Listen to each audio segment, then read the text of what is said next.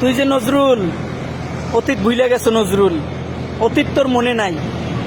কারণ তুই তো এখন দুর্নীতির টাকা, তোর নিত্য নতুন টাকা আসতেছে, ঠিক আছে? কিন্তু একটা কথা মনে রাখ, বাপেরও বাপ আছে।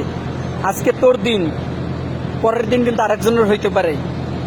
এই জন্য সবসময় সবকিছু দুর্নীতির টাকায় কিছু করা যায় না, আর টাকা দিয়ে অনেক সময় মানুষের কেনা যায় না।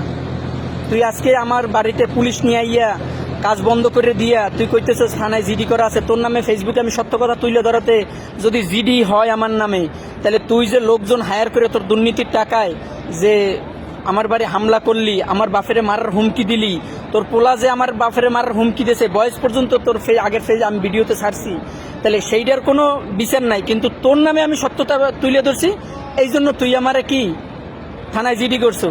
যাক, সমস্যা নেই, জেলফাস পুরুষ পোলাপানের জন্য, মহিলাদের জন্য না।